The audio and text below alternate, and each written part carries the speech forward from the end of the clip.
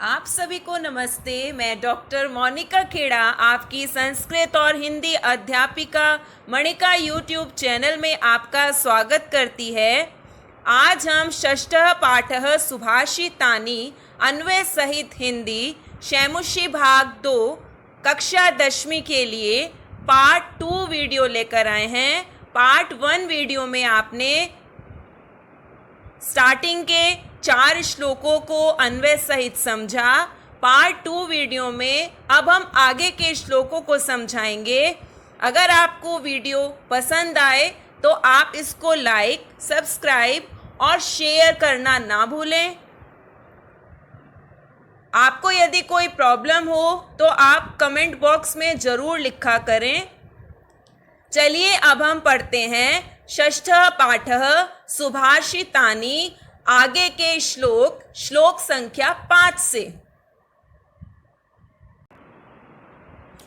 क्रोधो हि शत्रु प्रथमो नराणां, देह स्थितो देह विनाशनाय, यथा स्थितः काष्ठगतो हि वह्नि स एव वह्नि दहते शरीरम। इसका अन्वय देखिए। नराणाम देह विनाशनाय प्रथमः शत्रु देह स्थितः क्रोधः, यथा काष्ठगतः स्थितः वह्निः काष्ठम एव दहते तथैव शरीरस्थः क्रोधः शरीरम दहते। ये आपको नीचे मंजूषा में वर्ड्स दिए हुए हैं। अन्वय आपको उसी तरीके से करते हुए चलना है जो तरीका मैंने आपको बताया है। अब आप इसकी हिंदी समझिए। नराणाम देह विनाशनाय प्रथमः शत्रुः देह स्थितः क्रोधः। यहाँ पर ही नराणाम ही पहले आ जाएगा। ही नराणाम देह विनाशनाय, निश्चय ही शरीर में स्थित क्रोध मनुष्यों का पहला शत्रु है जो शरीर को नष्ट करने के लिए है। नराणाम देह विनाशनाय, जो मनुष्य के शरीर को नष्ट करने के लिए है। यथा जैसे काष्ठगतः स्थितः वह्नि, लकड़ी में स्थित आग, काष्ठ बोलते हैं लकड़ी को, लकड़ी में स्थित आग उसे जला देती है। काष्ठम एव दहते तथैव शरीरस्थः क्रोधः शरीरम दहते। वैसे ही वही क्रोध रूपी अग्नि शरीर को जला देती है। निश्चय ही शरीर में स्थित क्रोध मनुष्यों का पहला शत्रु है जो शरीर को नष्ट करने के लिए है। जैसे लकड़ी में स्थित आग उसे जला देती है, वैसे ही वही क्रोध रूपी अग्नि शरीर को जला देती है। 6th श्लोक। मृगाः मृगहे संगम अनुव्रजन्ति, गावश्च गोभिः तुरगास्तुरगये, मूर्खाश्च मूर्खहे सुधियः सुधीभिः, समानशील व्यसनेषु सख्यम। सबसे पहली लाइन में संगम अनुव्रजंती, यहाँ पर संयोग हुआ है। जो संगम अनुव्रजंती, इसकी क्रिया होगी अनुव्रजंती।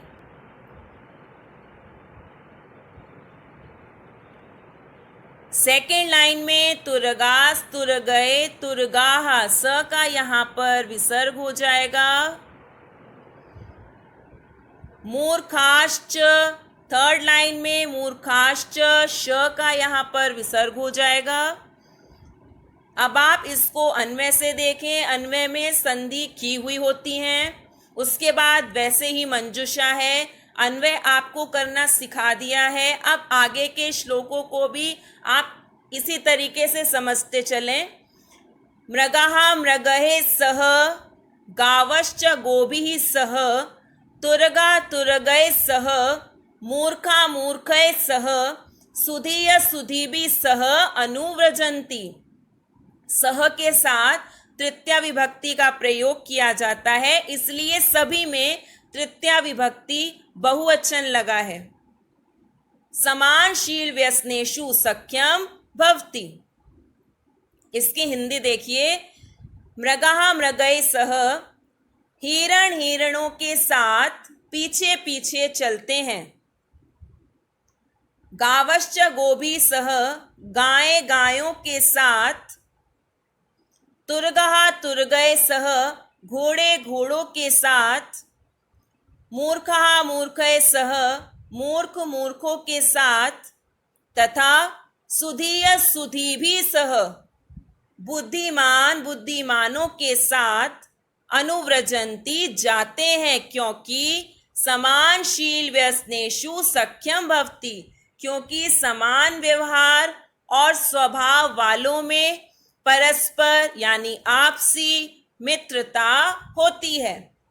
हिरण हिरणों के साथ पीछे पीछे चलते हैं, गाय गायों के साथ, घोड़े घोड़ों के साथ, मूर्ख मूर्खों के साथ, बुद्धिमान बुद्धिमानों के साथ जाते हैं, क्योंकि समान व्यवहार और स्वभाव वालों में परस्पर आपसी मित्रता होती है।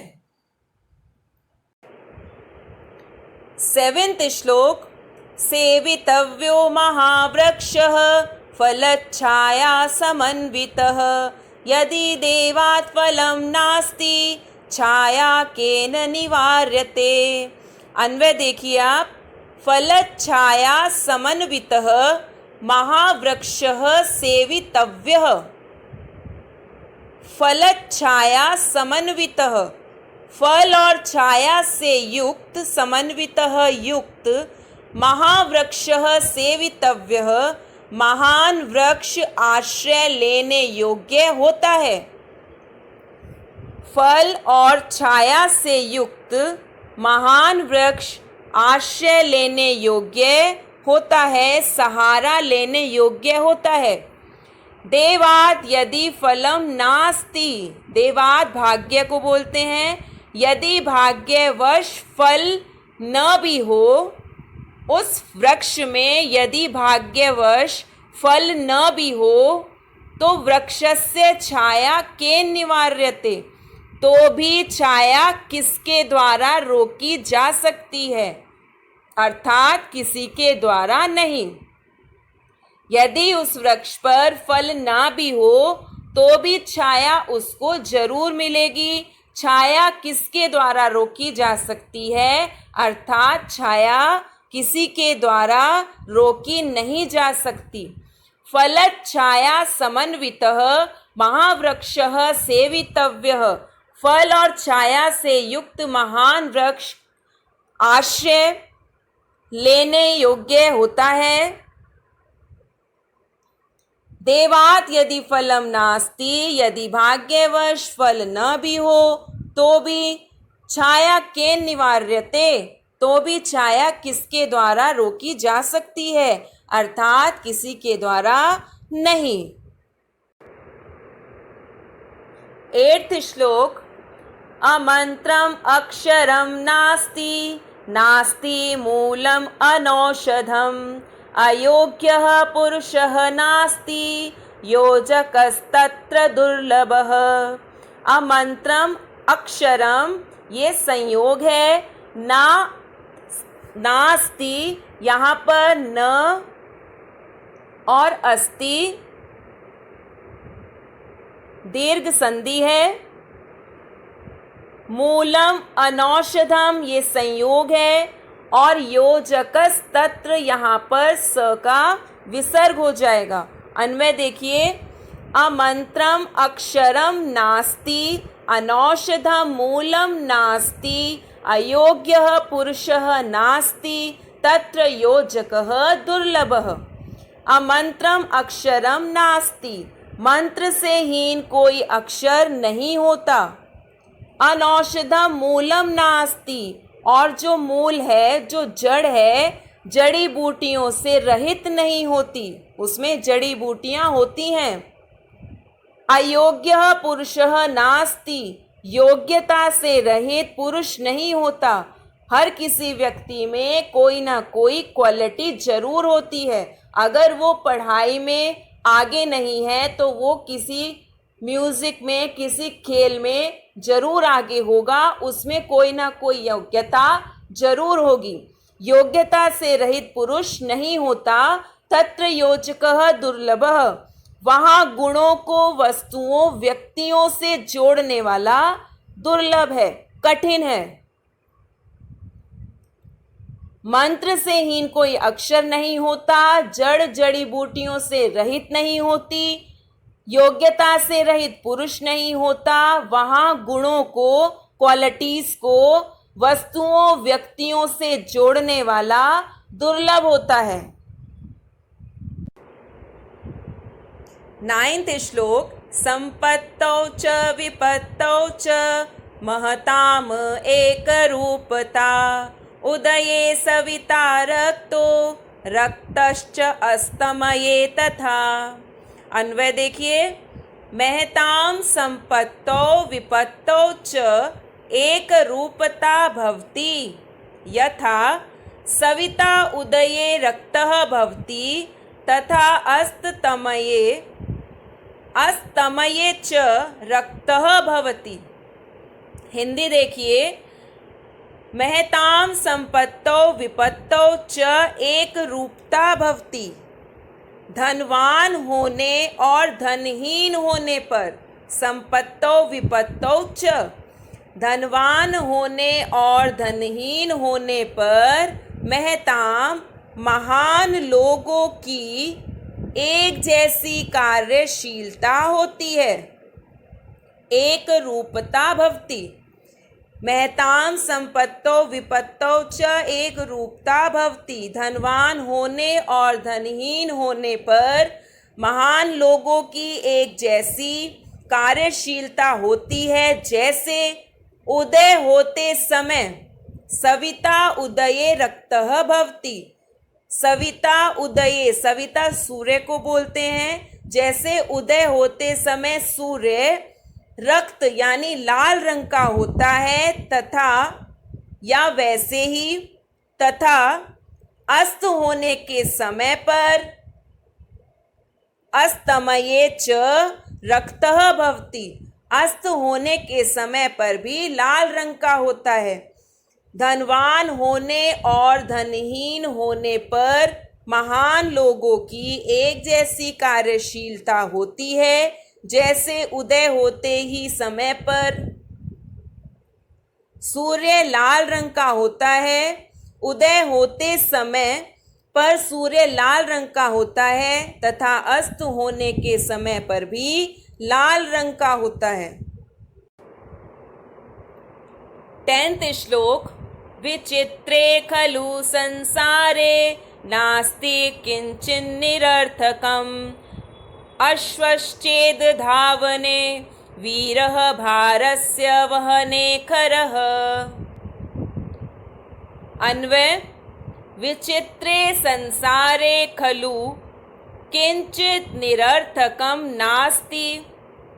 यहाँ पर किंचित निरर्थकम संधि बन गई है। किंचित निरर्थकम,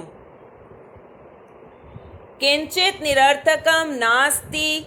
अश्वः चेत, श का विसर्ग हो जाएगा। अश्वः चेत धावने वीरः भारस्य वहने खरः अस्ति।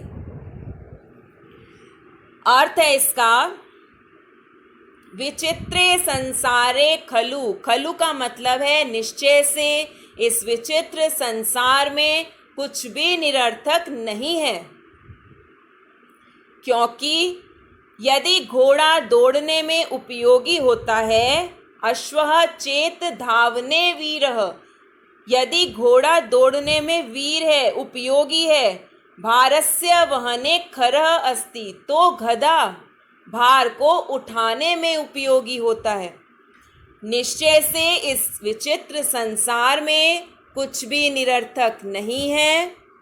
क्योंकि यदि घोड़ा दौड़ने में उपयोगी होता है तो गधा भार को उठाने में उपयोगी होता है। यहाँ पर चैप्टर 6 आपका श्लोक की हिंदी अन्वय के साथ समाप्त हो गई। धन्यवाद।